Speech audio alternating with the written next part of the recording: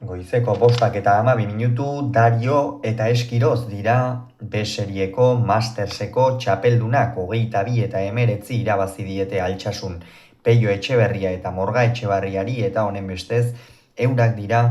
B-serieko Mastersaren lehen edizioko txapeldunak. Egia esan Peio Etxeberria eta Morga Etxebarria ziren favorito, gogoratuko dugu. Batetik Dariok eta Eskirozek Zubizarreta eta Bikuña menderatu zituztela,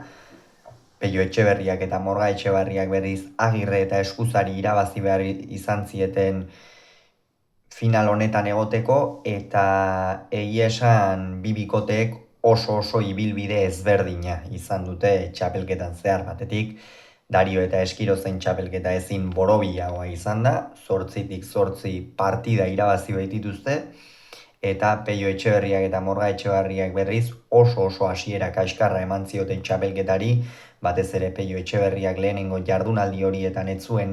kantxan egoterik izan, lehen mailako partida jokatzen ari zelako, eta ondorioz ezin izan zion Morga Etxebarriari lagundu, baina gerora sartu zenean sekulako iraulia eman zion, horren ondorioz finalerdietan sartu ziren, eta gaurkoan ere finala irabazteko zorian izan dira. Esan, gezurra dirudi, bikote urdinak, Etxeberriak eta Morga Etxebarriak osatutakoak gaurko partida galdu dutenik. Peio Etxeberriak aparteko erakustaldia eman baitu hasieratik bukaerara, eta horren adibide da 10-4 aurreratu direla lehenengo zatian. Egia esan Dario eta Eskiroz ez dira batere ongi sartu norgehiagokan,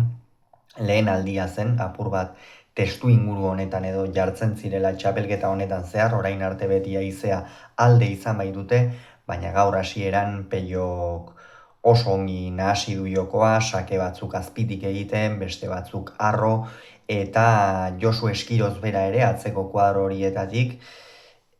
pilota batzuetan ezin kenduz eta beste batzuetan gehiegi arrotuz eta galtzen ikusi dugu, eta hori ez da batere ohikoa Makirriain Ezkabarteko atzelariarengan, baina gaurkoan hori gertatu zaio. Aldiz Aimar Morga Etxebarriak oso sendo ekin dio norgehiagokari, badakigu zen olako baliabideak dituen Amorebi eta Etxanokoak, batez ere Airez eta ez da jotzaile handia, eta jotzaile handiak ez direnei askotan Airez eta askoz ere lan handiagoa egitea eta askoz ere baliabide gehiago izatea exigitzen zaie, eta bai Eskirozek eta bai Morga Etxebarriak horiek badituzte,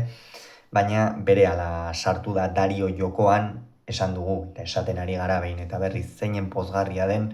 Dario hori eskuek errespetatu izana uda honetan zehar. Benetan albiste bikaina izan da pilotarentzat, eta gaurkoan eskuinarekin kolpea nola tira dion ikusita, esan ikusi da arazo horiek erabat ahaztuta dituela, ikeragarri gozatu du pilota Dariok.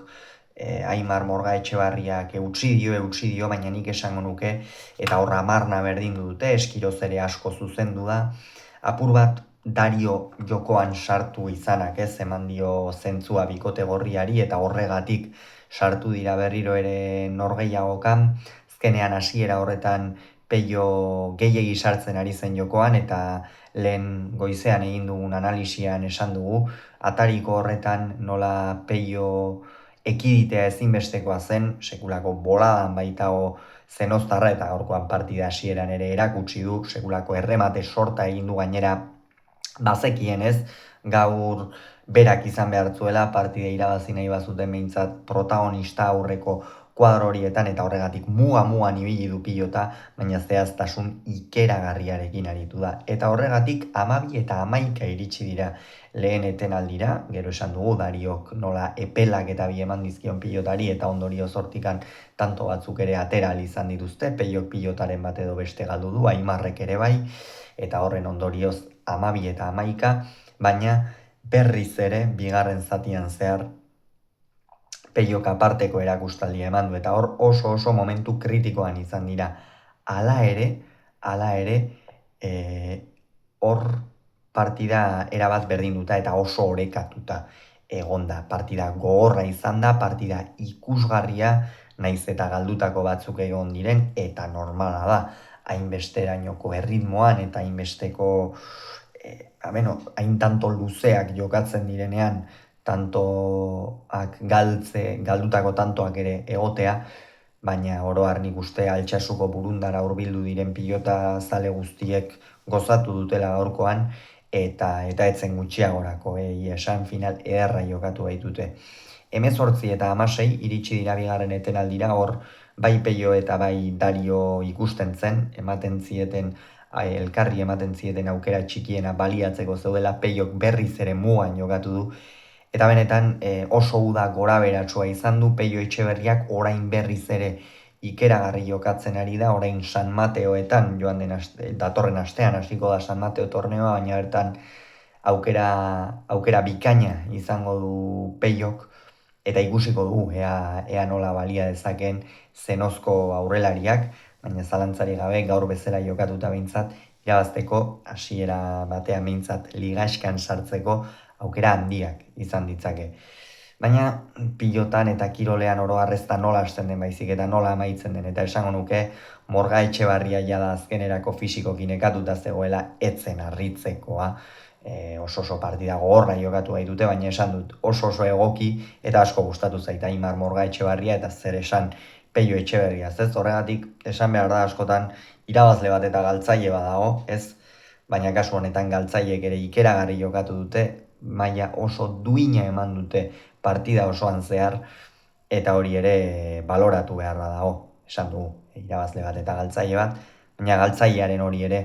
baloratu beharra dago inolako zalantzari gabe, eta azkenerako 22 eta 19 amaitu da, Dario azken zatian askoz ere biziago mugitu du pilota, Peio ez du abagunerik izan, Eskiroz zuzen mantendu da, eta ondorioz gorrientzat izan da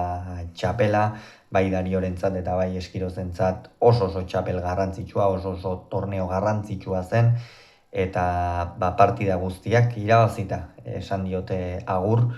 eta esan hori egitea badakigu, zeinen zaila den, askotan gertatu izan da askok partida guztiak irabazi, eta gero finalerdietan edo finalean galdu, hauek erregular joan dira, une oro lerro zuzen batean, eta azkenerako esan bezala garaipena eta txapela eskuratu dituzte. Gogoratu beraz, Dariok eta Eskirozeko 22, Etxeberriak eta Morga Etxebarriak 19,